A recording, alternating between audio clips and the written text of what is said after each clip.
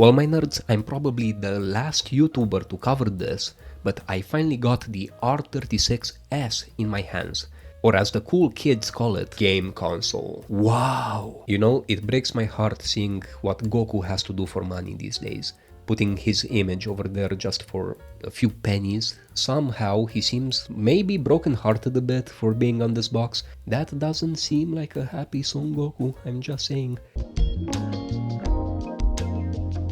You know, the R36S, for me personally, is paradigm shifting, because this thing shouldn't exist at this price point. It has quite a few defects, but overall, I am willing to say that this is the best bang for the buck handheld that I got my hands on. This thing is dirt cheap, and I mean dirt cheap. I got this for $33 and you can find it now for like $36 as I'm recording this. And for $36, this is an undisputed king, in terms of value, of course. But before we go deeper into it, my sweet nerds, I've waited so long to do this with you.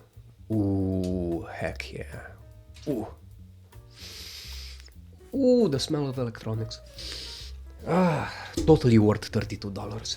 Am I the only one smelling new electronics when I get them? Like, is this me being weird, or do most of you do this as well?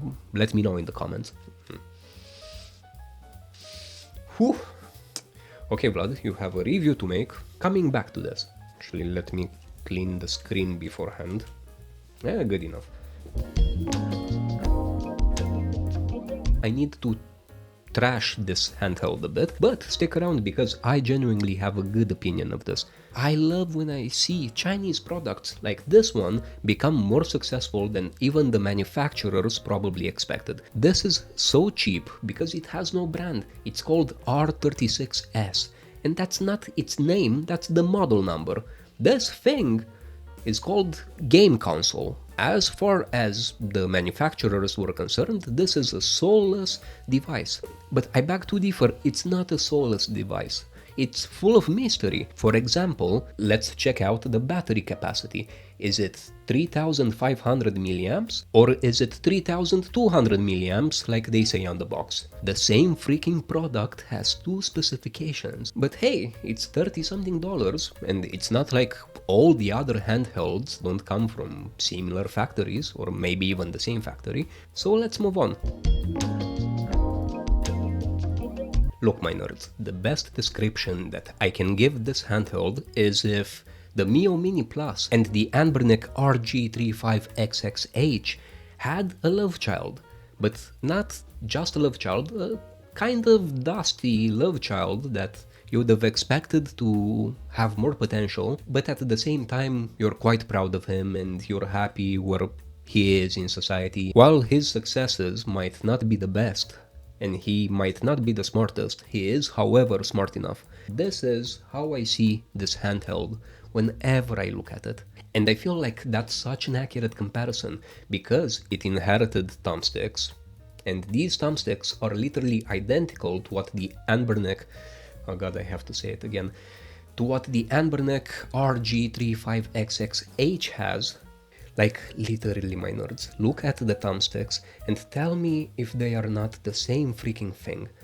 They feel the same way, they have, as far as I can tell, the same sensitivity. I can't tell the difference between these two pairs of thumbsticks. And you know why I can't do that? Because they are freaking identical. But the R36S didn't inherit all of the good things about its daddy over there. Oh no, and I would wish this was the case. But remember that, in my metaphor, this little guy's mommy is the Miyoo Mini Plus. And the Miyoo Mini Plus, by this point, even though I love it with all my nerdy heart, well, it's antiquated by now. It's a fossil, it's old, it's the equivalent of a dinosaur in the retro handheld space. I kept calling it a pioneer in my other videos, and I still think that. But because it's a pioneer, this also means that the Miyoo Mini Plus is slow and doesn't really pack in the same performance as the more recent handhelds. How I would wish that the R36S packed the same performance as the Anbernic, but it doesn't. In fact, I love the metaphor that I started with, this being the son of those other two. The R36S's performance is literally somewhere between the Miyoo Mini Plus and the Anbernic RG35XX H. I am quite happy with it, even though it's weaker than the H, because we need to always remind ourselves how much this actually cost. For $30-something, this is way more performant than many other more expensive handhelds. And you can play a lot of things like Nintendo 64, PSP, and many others.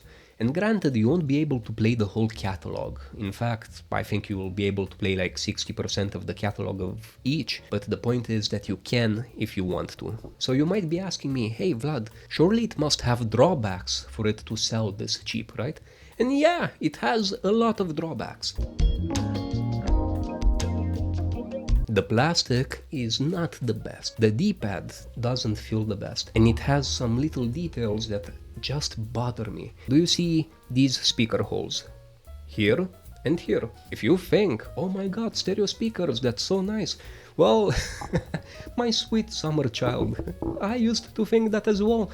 But heartbreak is part of this life. These speaker holes are a freaking lie. They are a lie. They have no speakers here. Why did they make them? Maybe they want to torment us. I don't know. But the point is that the speaker is actually here, which, to be fair, this is a way better placement because the sound will be blasting you from the front and not from the bottom, and that's always a good thing. And the triggers are nice and pronounced, and you have no problem differentiating one from another. This used to be a big problem on the Miyoo Mini and Miyoo Mini Plus, but you won't feel that here. On the other hand, take a listen.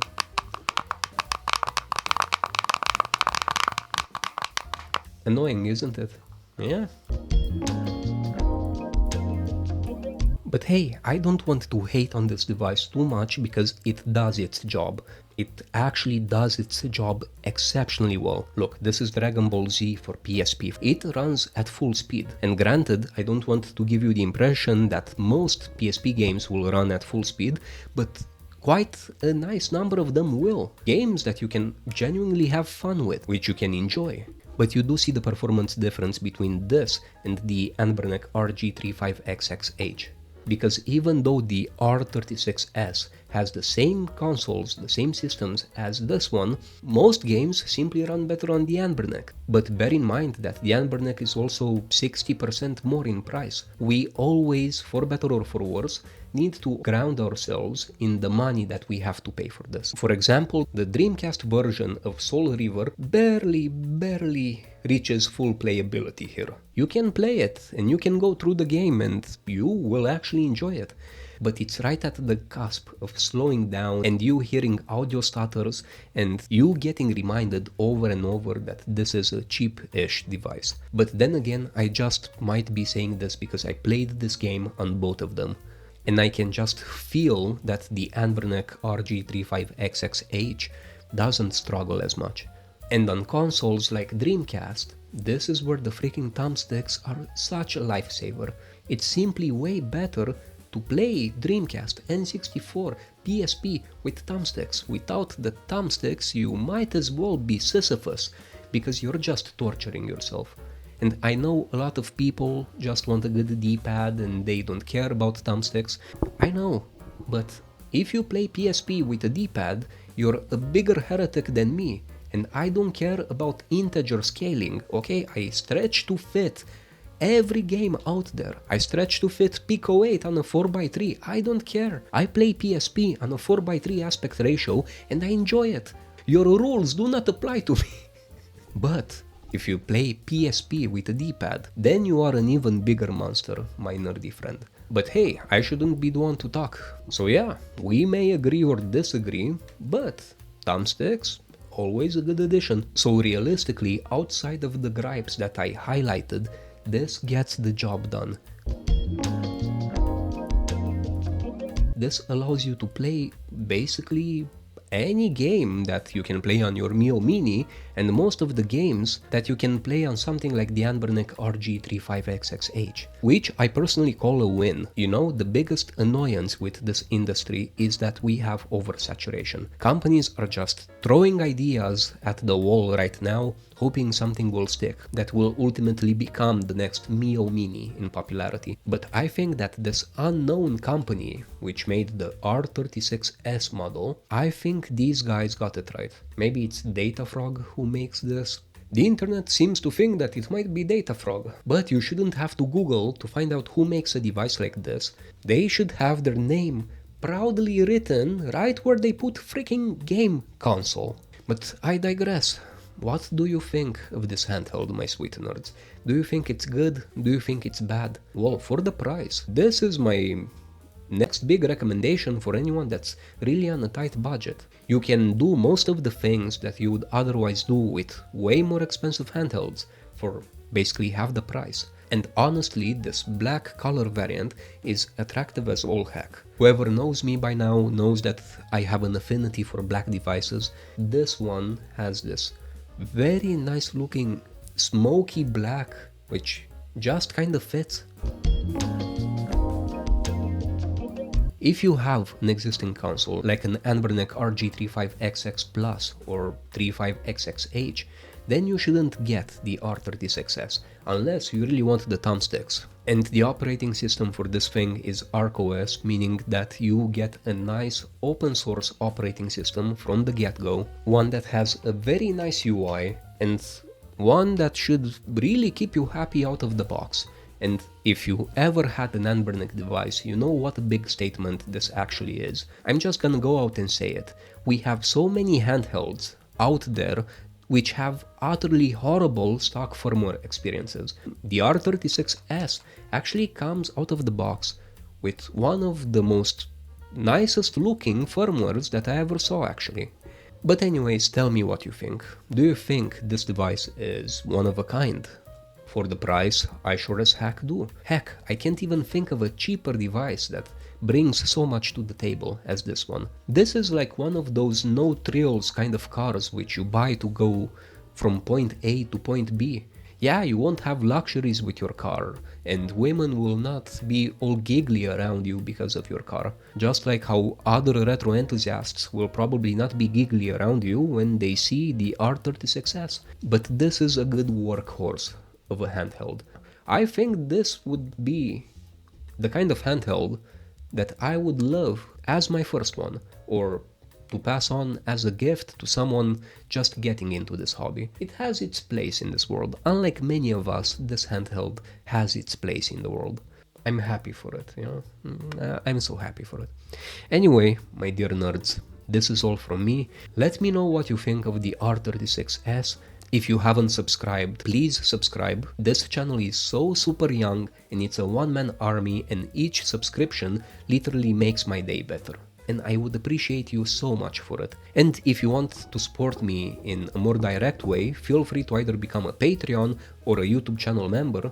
It really doesn't matter which one you choose, because you would end up on my wall of fame with either of them, where I would proudly showcase your name as a direct supporter of mine in each and every video that I do. But that's about all from me, my dear nerds. In case you stuck around so much, I think we would resonate in real life. I think we would laugh and we would get along so well if we would drink a beer together. But unfortunately, I'm just some talking head on the internet, so, you know, it is what it is. But until next time, my dear nerd, remember that I love you. I really do. We are like-minded, you and I. And while my love for you is unconditional, you can get more of it if you subscribe. But anyway, my dear nerd, see you in the next clip. Bye.